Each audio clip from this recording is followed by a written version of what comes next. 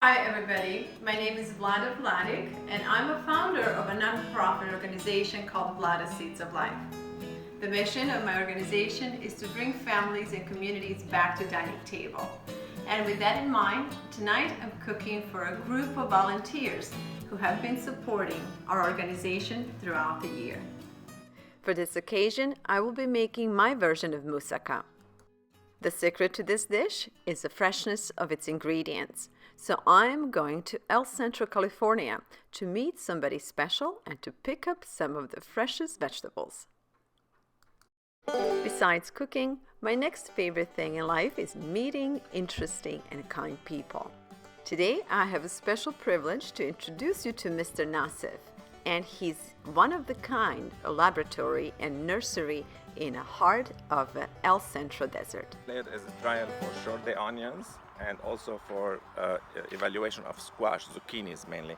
The short onions consist of yellow, red and white onions of different types from early maturity to medium maturity. And what I'm trying to do in this trial is show some of the marketing varieties, that is sellable varieties that are selling.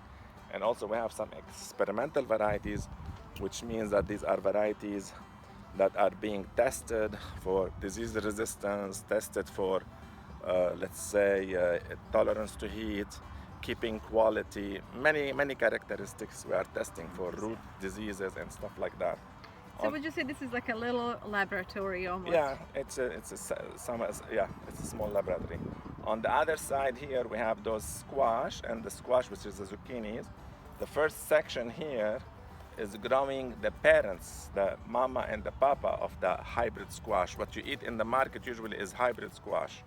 And these are the papa and the mamas of the hybrids that we make the hybrids from, that the people eat the fruit.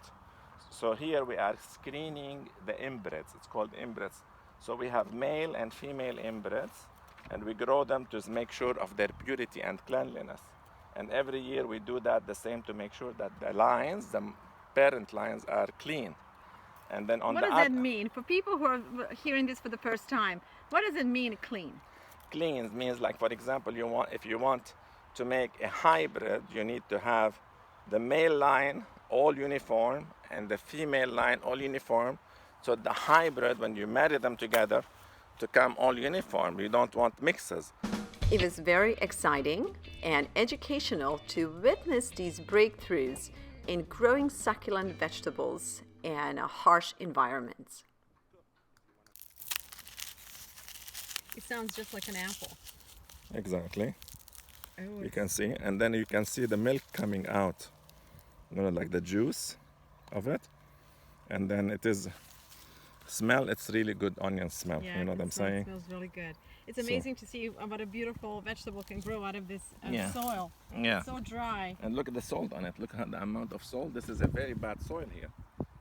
In today's ever-changing environment and the population growth, it's very encouraging to know that there are people like Mr. Nassif who are dedicating their life in perfecting the seeds and the breeds of vegetables that will produce despite the droughts, despite the soil conditions, and despite diseases. See how strong the root is and the nice color.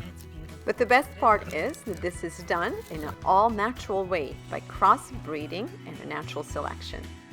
The world knows little about its heroes. Thank you, Mr. Nassif, for everything that you do, and thank you for sending me home with these wonderful vegetables. They're going to be perfect for my recipe. We're starting with pre-cooking turkey, and I have a half a cup of olive oil in here. So I'm purposely choosing to share a recipe that's actually, or dish that's so big. I'm cooking a lot, and my goal is to encourage you to make a dish like this and maybe call your neighbors over for dinner. So once we're done, I believe this dish could feed at least 15 to 16 people. So, and you'll see how easy it is to make it, and it's delicious. Everybody loves it. It's kind of light, and it's full of vegetables. Okay, so we'll set onions to cook, and while onions are cooking, we're gonna slice potatoes. There are a few ways to do this, so however you do it, stay safe. And overall, you're gonna need about 10 to 12 potatoes, thinly sliced and layered. And don't forget to involve your kids while doing this. Once potatoes are set, we're going to salt them a little bit, and then we'll pre-cut zucchini. Layer it on the top of potatoes and salt it again. By this time, our onions should be golden brown, and now it's time to add turkey. Let the turkey cook for a bit. The goal is not to cook it all the way through. Spice it. I'm adding a tablespoon of salt, a teaspoon of black pepper, a teaspoon of garlic powder, and a touch of thyme. Also, I'm going to add a teaspoon of Hungarian paprika. You can really be creative with this dish and add some of your own favorite spices. And while turkey's cooking, I'm going to move on to pre-slice the sweet potatoes.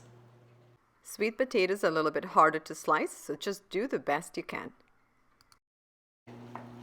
So turkey is halfway done, and now we're going to pour it over potatoes and zucchini. This is where our potatoes and zucchinis will get the flavor. All the juices and flavors from meat will soak in underneath. Now with this done, we're going to layer another layer of sweet potatoes, and then we're going to put some extra plain potatoes on top. A little bit of salt and pepper, and then about another half a cup of olive oil on top of that. Then we'll add some sliced tomatoes, both for the flavor and the look. All right, and we are ready for roasting. So I'm just wiping the excess of juices so they don't burn and make a dish dirty. So next step is to cover this with the foil and let it roast for about 45 minutes.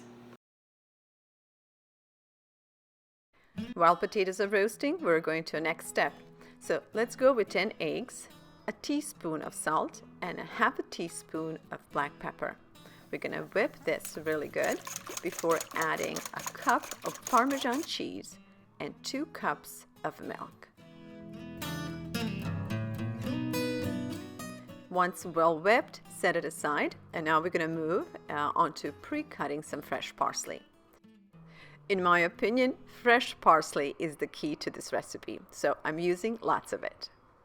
All right, let's check on potatoes. And we know they're ready once the knife can comfortably go through all the layers. So now that they are baked, we're gonna layer them with the American cheese. And yes, American cheese. Trust me, I have tried all kinds of different cheeses on this dish, and for some reason, American cheese works the best. So once you have the cheese layered, just pour the egg and milk mixture and set the dish back in the oven for another 10 to 15 minutes or until cheese and eggs are done. I'm confident you're gonna love this dish, and so will your guests. And if you make it, don't forget to share it. So that's all for today. I hope you liked the recipe, and until the next episode, please take good care of yourself and those around you.